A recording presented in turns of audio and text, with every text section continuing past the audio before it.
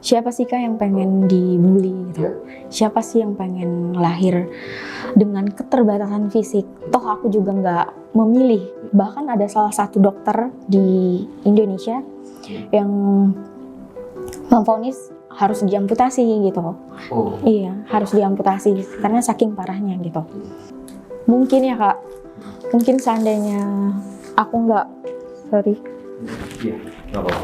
mungkin seandainya kalau aku nggak ketemu beliau, na'udzubillah min dzalik, aku udah nggak berdamai sama takdir. Assalamualaikum warahmatullahi wabarakatuh. Berjumpa kembali kita dalam ngobrol pinggiran akhir pekan, dialog yang diinisiasi oleh jakrekam.com dan jrnews.co.id. Kali ini kita kembali berjumpa di studio JR News, kita bicara santai. Hari ini tamu saya, teman saya, sahabat saya, dan bisa disebut juga adik saya. Kami kenal kira-kira sekitar 10 tahun yang lalu kurang lebih.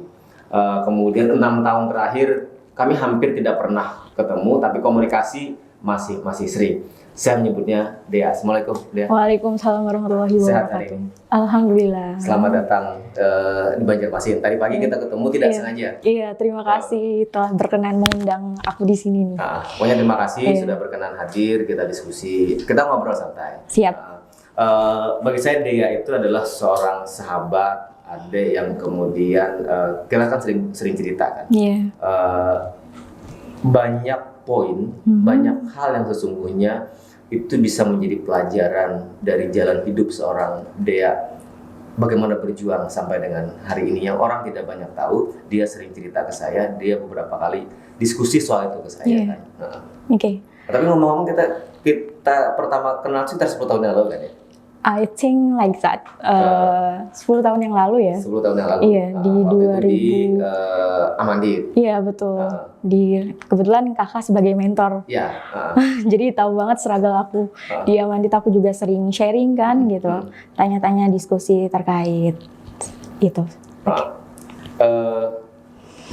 Saya bilang dia kan orang yang sangat kuat. Seorang yang kemudian sampai di pencapaian hari ini. Dia hari ini kan bekerja di salah satu dinas di pemerintah Kabupaten Hulu Sungai Selatan. Mungkin ngajar juga ya? Iya, ngajar. Di salah satu universitas swasta. Di HSS? Iya, betul. Di Hulu Sungai Selatan. Dia mungkin bisa diceritakan masa lalu dia seperti apa? Seperti dia pernah cerita ke saya. Bismillah. Jadi aku ini lahir sebagai anak pertama dari 3 bersaudara. Aku cerita ke belakang sedikit. Alhamdulillah qadarullah aku dilahirkan dengan kedua orang tua yang sangat baik, super baik, kuat, masya Allah, tabarakallah menurut aku.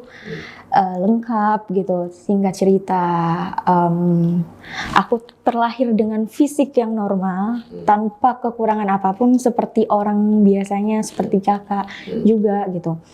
Tapi singkat cerita, di usia 6 tahun Allah berkehendak, qadarullah aku kena musibah. Nama medisnya osteomilitis. Aku kena osteomilitis. Kalau kata dokter, mohon dikoreksi seandainya aku salah. Hanya sebagai informasi dari dokter.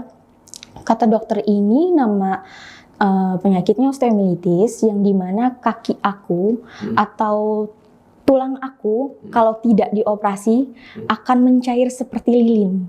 Itu kaki sebelah kanan. Sebelah kanan? Iya, sebelah kanan. Jadi harus buru-buru dioperasi karena waktu itu pemicunya apa waktu itu? Virus, kata dokter. Jadi virus. Bukan karena jatuh, bukan karena apa? Bukan. Sebenarnya aku pernah jatuh. Waktu itu aku main sepeda, sempat jatuh. Main sepeda pun aku nggak bilang-bilang sama orang tua. Namanya juga masih kecil ya Kak. Takut gitu. Itu di HSS ya? Masih di Jakarta. Masih di Jakarta? Iya, masih di Jakarta. Takut gitu aku ngomong sama orang tua. Takutnya aku dimarahin karena orang tua aku ini tipe yang mungkin dia jangan ngapa-ngapain, dia harus begini, harus ya seperti itu. Jadi singkat cerita aku jatuh terus aku nggak bilang sama orang tua. Kebetulan orang tua aku ini mungkin waktu itu masih belum teredukasi, mohon maaf, karena tahu aku jatuh, karena tahu aku sakit, abis jatuh tuh Kak, aku sempat panas Kak, sempat panas gitu, sempat panas, terus diurut sama mama, sama papa gitu, sama orang tua diurut gitu, akhirnya bukan solusi yang didapat, tapi malah tambah parah gitu. Bahkan aku tuh nggak bisa nggak bisa disentuh kaki aku. Kalau mau disentuh aku udah kayak aduh sakit gitu, aduh sakit gitu. Kayak semacam trauma gitu lah Kak. Udah parah, udah panas gitu. Singkat cerita, orang tua aku ini mengupayakan aku sampai bolak-balik ke rumah sakit. Bahkan ada salah satu dokter di Indonesia yang memvonis harus diamputasi gitu.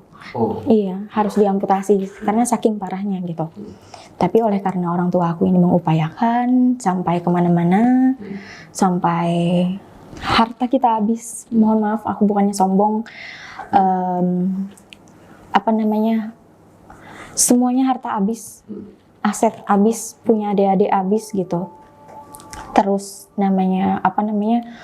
semua harta benda dijual gitu. Singkat cerita, habis semuanya, akhirnya ya seperti itu gitu.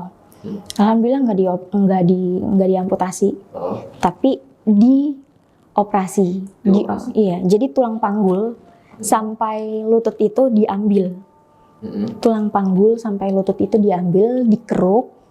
Akhirnya supaya menghilangkan virusnya ya Kak, supaya menghilangkan virusnya. Terus diambil kan, akhirnya jalannya nggak normal lagi, dokter bilang. Akhirnya jalannya, kata dokter, kalau misalnya dioperasi jalannya nggak normal lagi. Oke, kata orang tua, daripada aku harus diamputasi kan gitu. Jadi solusinya seperti itu. Toh kalau misalnya pengen jalan normal, aku harus ditambah tulang titanium. Dan operasinya paling dekat di Thailand, paling jauh di Prancis gitu. Iya. Seperti itu gitu. Dan itu mengakibatkan aku telat 2 tahun dalam masa pendidikan aku nih Kak. Bukannya 6 tahun itu harusnya sudah SD 1 kan ya? Iya. Tapi aku 2 tahun terlambat ya Kak. Karena 1 tahun pemulihan di rumah sakit. Aku tuh bed rest aja di rumah sakit gitu. Namanya juga tulang ya Kak. Namanya juga tulang, jadi lama gitu. Terus terlambat aku di rumah sakit gitu. 1 tahun setelah di rumah sakit, aku 1 tahun di rumah gitu. Kenapa 1 tahun di rumah? Karena itu pemulihannya seperti itu Kak gitu. Aku harus setiap minggunya, iya pasca operasi. Aku setiap minggunya harus kontrol, harus check up ke dokter gitu. Jadi nggak boleh nggak check up gitu, harus ada dicek gitu ke dokter. Tapi kondisinya setelah dioperasi akhirnya bisa jalan? Belum, saat itu belum bisa jalan. Aku masih pakai kursi roda, masih digendong sama mama, sama papa gitu. Karena belum benar-benar stabil atau benar-benar pulih gitu kondisi fisik aku gitu. Singkat cerita 2 tahun, dan bersamaan dengan itu, singkat cerita, sudah jatuh tertimpa tangga Kak. Kenapa tertimpa tangganya? Qadarullah, orang tua aku berpisah. Iya. Di saat dia sedang kondisi seperti itu tadi. Betul. Pulih. Iya. Belum. Waktu itu dia kan anak pertama. Iya. Sudah ada adik? Sudah. Ya, sudah ada adik. Sudah ada adik, tapi berpisah. Berpisahnya karena apa? Aku nggak tahu. Yang jelas sampai saat ini aku hanya tahu mereka masih baik-baik saja, alhamdulillah gitu. Dan aku itu kan waktu itu di Jakarta. Iya. Kemudian balik ke? Oh ya, aku balik ke Kalimantan tahun 2005. 2005? Iya, 2005. Di kelas 3 SD. Kelas 3 SD. Dan ketika aku kelas 3 SD itu, aku alhamdulillah bisa berjalan, tapi nggak normal Kak. Tapi nggak normal jalan aku gitu. Tapi udah bisa jalan? Udah bisa jalan. Tidak lagi di kursi roda? Enggak. Diangkat? Iya, enggak. Sudah bisa mandiri, tapi agak jalannya tidak stabil ya? Iya. Dan kaki aku nggak normal jalannya gitu. Bahkan ketika aku SD ya Kak, sampai SMK aku dapat pembulian secara verbal dan non verbal karena keterbatasan fisik aku gitu. Even mohon maaf nih, salah satu mungkin oknum ya, aku nyebutnya oknum, nggak semuanya seperti itu. Aku yakin di sini masih baik-baik aja gitu. Ada yang meng-underestimate aku atau meremehkan aku. Ketika aku kan mau lulus SD nih, dia kamu mau sekolah di mana habis ini, mau lanjutin di mana gitu. Oh ya, saya mau di sini gitu. Saya mau di sekolah di sini. Oh ya, baguslah kamu sekolah di situ karena kamu nggak pantas sekolah di situ gitu. Like that. Itu dia ingat. Iya. Dia ingat. Ingat banget gitu. Sampai sekarang wajahnya masih ingat, sampai sekarang namanya masih ingat. Tapi aku mikirnya nggak semua orang seperti itu sih ya Kak. Hanya oknum gitu. Ya, bentar. Tapi kan tidak semua orang siap dengan menerima kalimat dengan kata-kata yang tadi kan. Kata-kata yang kemudian kalau orang tidak siap akhirnya dia akan down kan. Iya, akan down. Dia sendiri mensituasikan saat itu seperti apa? Aku sih mikirnya waktu itu ya kayak gitu ya. Namanya juga aku waktu itu kelas 6 SD gitu. Aku tuh kalau dapat something gitu, aku tuh tipe yang ya, kepikiran tapi jadi beban gitu. Beban banget sih enggak ya. Tapi aku punya yang kayak gue harus nunjukin nih gitu. Oh iya. Bukannya sombong ya Kak. Tapi karena menurut aku ada dua tipe manusia, disenggol dulu baru dia sadar. Dan mungkin itu cara Allah menyenggol aku. Dikirimkanlah beliau seperti itu ngomongnya ke aku. Gue harus menjadi memacu semangat seorang dia ketika. Iya. Aduh gitu. Enggak hanya teman-teman aku yang underestimate aku gitu. Tapi guru aku pun kayak gitu underestimate aku gitu. Gimana ya caranya aku bisa kayak mereka gitu, supaya aku nggak diremehin lagi gitu. Kok mereka kayak gini banget sama aku gitu, aku tuh salahnya di mana, aku kurangnya di mana gitu. Singkat cerita, aku sadar diri gitu. SMP tuh ya Kak, SMP aku udah mulai mungkin kalimatnya mencari jati diri. Aku udah mulai mencari jati diri, aku mikir aku harus cari sesuatu yang aku suka, passion aku di mana gitu. Kebetulan waktu itu aku suka baca buku puisi. Aku baca buku puisi gitu. Aku bikin puisi, singkat cerita aku ketemu sama salah satu sastrawan Hulu Sungai Selatan gitu. Dan plot twistnya adalah ternyata yang aku idolain itu, yang menciptakan puisi, novel itu adalah saudara aku sendiri, om aku sendiri. Tapi aku nggak tahu gitu, ada silsilah keluarganya di situ. Baru tahu di situ gitu. Baru taunya karena ketika aku samperin guru yang aku idolain itu ternyata guru Kak. Guru di salah satu SMK ya atau SMA gitu kalau aku nggak salah. SMK kalau iya di Hulu Sungai Selatan. Aku samperin gitu, aku bilang saya ngefans banget sama bapak gitu, saya sering bacain puisi bapak, saya sering bacain karya-karya bapak. Yang mana, kata beliaunya, yang ini saya tunjukin gitu.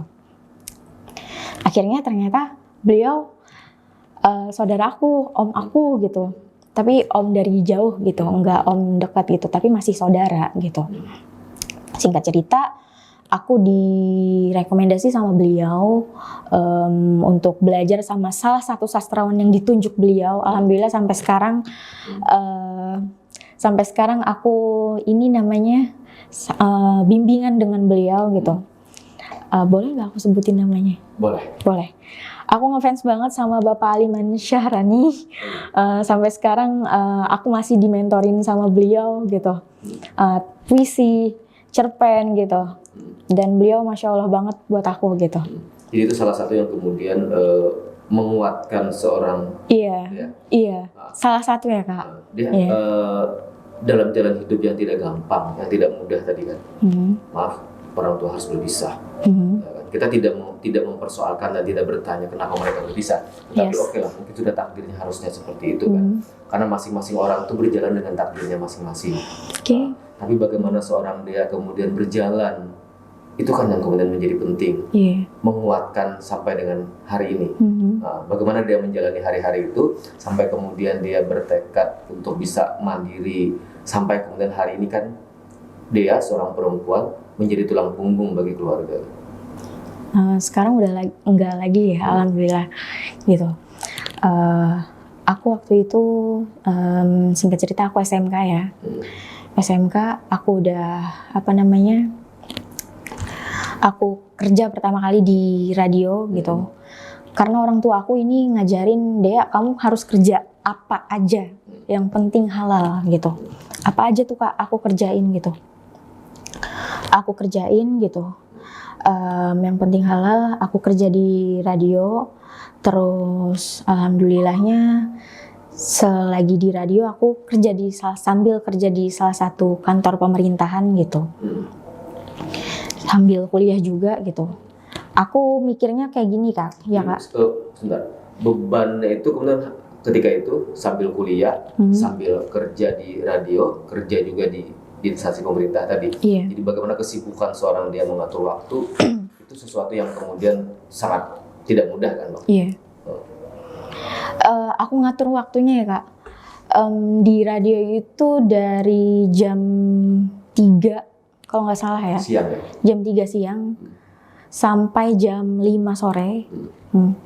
Terus di kantor dari jam 7 sampai jam 3 gitu. Jadi aku waktu itu ngebagi waktu seperti itu, ngebagi waktunya gitu. Tapi nggak setiap hari kok aku di radio gitu. Tapi kerja di instansi pemerintah setiap hari kan, Senin Iya. sampai Jumat ya? Iya sampai hari Jumat gitu. Apa yang kemudian membuat seorang Dea kuat, mampu menjalani hari-hari yang kemudian tidak gampang itu? Aku mikirnya ya Kak, aku tersadarkan karena Kakak percaya nggak kalau misalnya orang itu digetok lama-lama tuh dia kayak melek gitu. Mungkin dia melek gitu, sadar, oh ya gue nggak harus kayak gini terus, gue nggak boleh terpuruk terus gitu. Hidup tetap berjalan, lu mati pun masih ada ujiannya. Ujiannya mau masuk surga apa neraka nih gitu. Apalagi yang hidup gitu. Dan goals kita adalah menuju Allah Rasulullah. Goals kita menuju Allah Rasulullah. Yang intinya kita tetap harus ngedeketin Allah Rasulullah ya Kak. Ngedeketin Allah Rasulullah, berdoa terus gitu. Dekat sama orang soleh. Orang soleh itu nggak harus temen kok. Kita harus ngedeketin ulama, sama pewaris Nabi, Ahlul Bait gitu. Sama ustazah-ustazah, ustadz-ustadz, kiai-kiai gitu. Seperti itu kita diskusi gitu, supaya nggak salah langkah gitu. Harus gimana sih gitu. Tapi yang perlu digarisbawahi adalah jangan sembarangan curhat ke orang. Takutnya orang itu ngejerumusin gitu. Karena aku tipikal orang yang nggak gampang percaya sama orang sih. Karena takutnya yang dikhawatirkan adalah orang itu malah ngebuka aib kita, ngebongkar, terus semakin menjatuhkan kita, bukan memberikan solusi malah membuat kita semakin down gitu. Akhirnya bukan solusi yang didapat, tapi masalah, menambahkan masalah gitu. Itu aja sih menurut aku. Dia di titik tertentu dia pernah gak merasa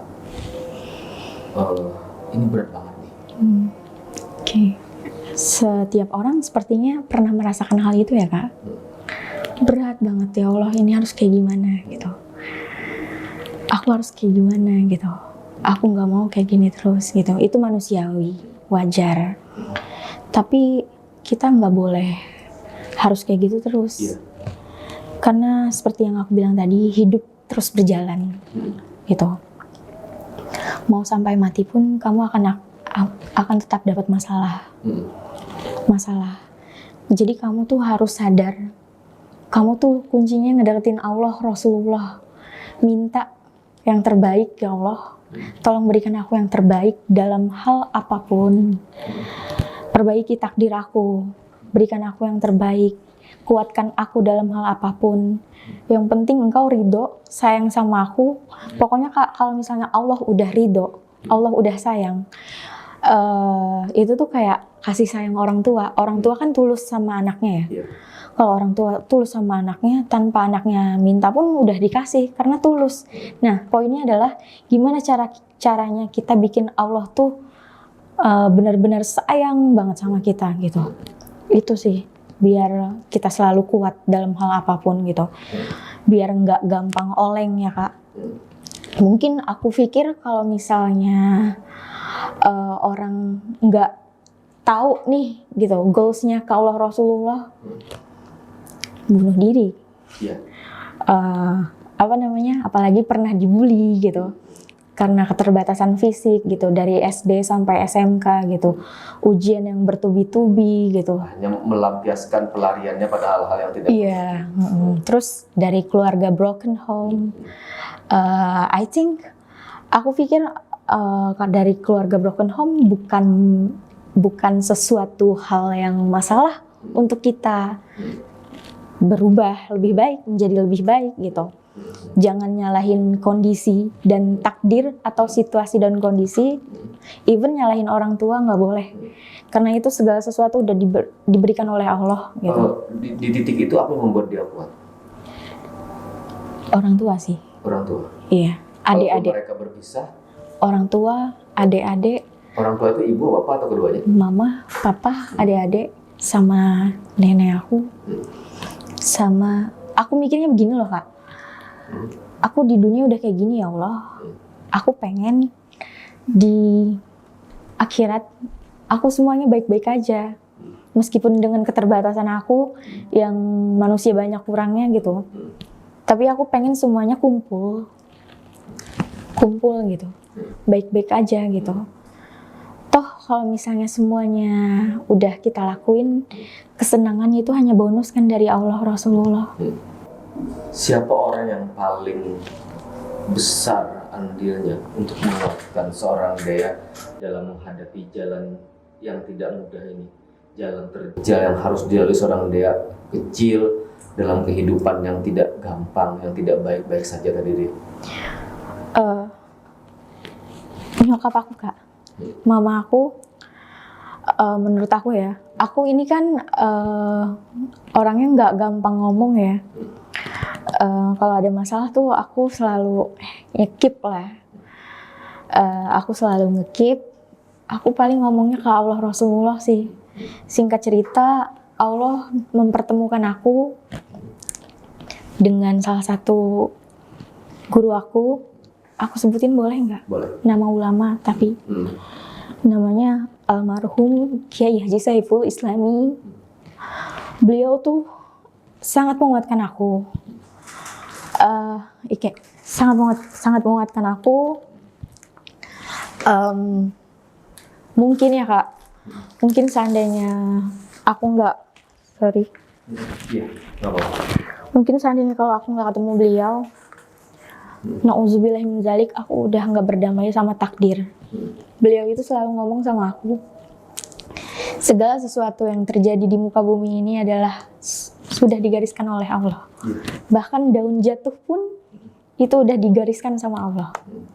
Jadi kita cuma bisa ngejalanin aja, berdoa yang banyak. Karena doa itu dikatakan oleh ulama bisa mengubah takdir, gitu. Terus deketin Allah, deketin Rasulullah dengan cara ikut ke menambah wawasan ke majelis gitu. Karena kan menuntut ilmu ke majelis itu wajib ya. Biar kita deket terus sama Allah. Kayak analoginya kayak misalnya aku mau nge-browsing di Google, harus ada wifi kan? Harus connect sama wifi dulu biar cepet. Kayak gitu juga ke ulama gitu, ke Allah. Jadi beliau adalah orang yang menguatkan aku, meyakinkan pada Dea dengan takdir yang harus dia jalani. Iya, Karena semua orang kan berjalan dengan takdirnya masing-masing. Iya. Tidak ada takdir yang tertukar, tidak ada peran yang Iya, tertukar. betul Kak. Dan itu sangat dia rasakan, kemudian dia merasa kuat sampai dengan hari ini. Iya, Allahumma sholli ala sayyidina Muhammad. Iya, seperti itu. Ke depan dia kan sudah melalui jalan yang tidak mudah, jalan yang tidak baik-baik saja tadi kan. Mulai dari kehidupan keluarga yang kemudian takdirnya harus berpisah, kemudian dia dalam kondisi fisik yang ketika itu kan juga tidak baik-baik saja kan dia, tidak seperti anak kebanyakan yang hidup lengkap secara fisik. Kemudian dalam perjalanan ternyata ya ada bullying dan segala macam. Siapa sih Kak yang pengen dibully gitu? Siapa sih yang pengen lahir dengan keterbatasan fisik? Toh aku juga nggak memilih, Allah yang memilih aku gitu. Dan itu pun di usia 6 tahun Allah memilih aku gitu. Tapi kan tidak bisa kita menjelaskan pada semua orang seperti yang dia maksudkan. Tidak bisa kemudian memaksa orang lain untuk paham dengan apa yang ada dalam benak dan hati kita kan. Yes. Dan itu tidak mudah kan. I think it's so difficult. Itu nggak mudah banget sih Kak. Dan aku tuh mikirnya selalu begini loh Kak. Aku punya ujian seperti ini. Aku nggak bisa ngelihat yang lain ujiannya seperti apa. Siapa tahu lebih berat daripada aku. Tapi mereka bisa nge-keep sendiri gitu, bisa menghandle sendiri. Itu. Dan poinnya adalah sebenarnya ketika kita dikasih ujian sama Allah Rasulullah, itu caranya gimana dulu kita menghandle-nya. Jangan langsung kita memvonis atau menyalahkan diri kita sendiri. Gue salah di sini, gue salah di situ. No, it doesn't. Jadi aku mikirnya perbanyak introspeksi diri lah, gitu loh. Terus perbanyak ngomong sama Allah, doa sama Allah. Aku harus kayak gimana ya Allah, gitu. Berdoa aja, berdoa, udah. Terus perbanyak wawasan. Oh iya, dia tadi satu kan dia di awal hidup dengan serba kecukupan. Iya. Berbalik luar biasa. Iya. Itu kan situasi yang tidak mudah. Nggak mudah banget Kak. Bagi seorang dia kecil ketika itu waktu masih berusia 5 tahun, 6 tahun, 7 tahun kan. Iya. Apa yang ada di benak dia ketika itu? Untuk bisa menerima kan tentu tidak seperti kalau sekarang kan dewasa. Iya. Mungkin sempat namanya anak kecil ya Kak. Oh ya dulu tuh aku pengen ini itu enak banget. Bisa dapat. Kalau mungkin tinggal tunjuk gitu. Tapi bukan berarti orang tua aku itu ngasih secara cuma-cuma ya Kak. Orang tua aku itu ngajarin, mengedukasi kami, lu harus dapat reward dulu. Maksudnya lu harus ngerjain something dulu, baru dikasih rewardnya gitu. Jadi enak gitu. Tapi enak gitu, mau apa-apa enak gitu. Jadi memang di awal sudah ditanamkan seperti itu. Iya, nggak kayak yang udah, yang sekarang gitu. Maksudnya yang kemarin gitu. Meskipun udah ngerjain sesuatu yang memuaskan gitu, tapi tetap aja nggak dapat reward dari karena keterbatasan tadi kan gitu. Iya. Yeah. Terakhir ke depan apa yang ingin dia capai, apa yang ingin dia raih dari segala ikhtiar yang sudah dia lakukan, dengan segala pencapaian yang hari ini sudah menghantarkan dia sampai di titik ini. Ke depan dia ingin apa? Yang jelas impian semua orang adalah kepengen membahagiakan orang tua, menjadi yang lebih baik lagi ya. Ada harapan hal yang ingin kemudian menjadi titik tujuan seorang Dea kan? Iya. Mungkin aku akan nyelesain karya aku gitu. Aku kan ini ya Kak, hobi musik. Aku nulis lagu, aku bikin lagu. Terus aku juga hobi nulis puisi gitu. Mungkin aku akan ngikutin arahan mentor sastra aku, ya. Aku akan ngikutin beliau, karena beliau selalu, ayo deh ya, bikin puisi gitu, nulis lagi kata beliau. Mungkin seperti itu sih Kak. Dia paling terakhir, apa pesan atau kalimat yang ingin dia sampaikan kepada teman, kepada sahabat, kepada rekan yang mungkin hari ini nasibnya juga tidak beruntung.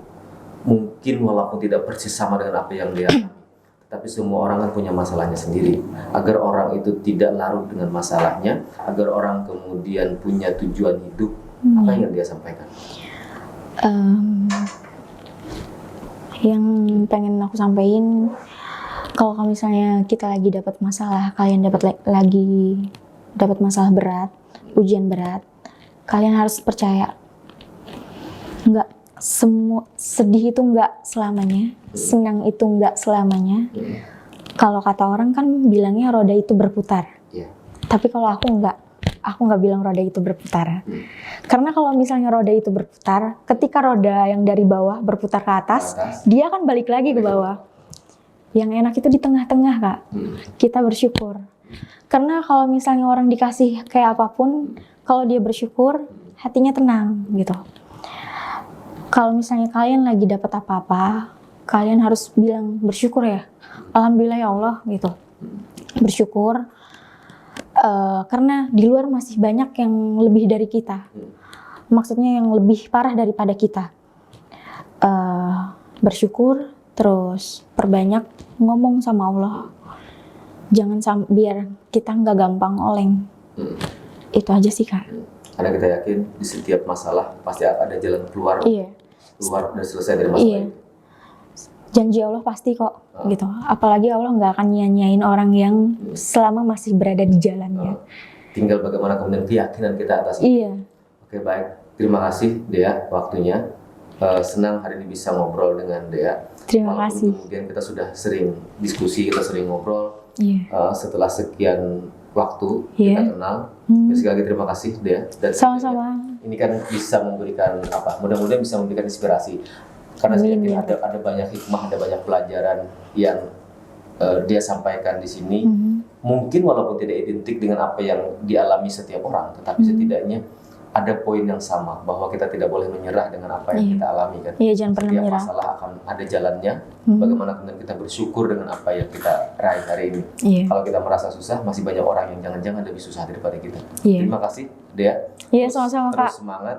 Terima kasih. Dan terus menjadi sahabat untuk banyak hal kita yang selama ini. Baik. Sekali lagi terima kasih. Demikian sudah kebersamaan kita dalam ngopi kali ini bersama sahabat saya, rekan saya, adik saya, Dea. Terima kasih dan assalamualaikum warahmatullahi wabarakatuh. Terima kasih.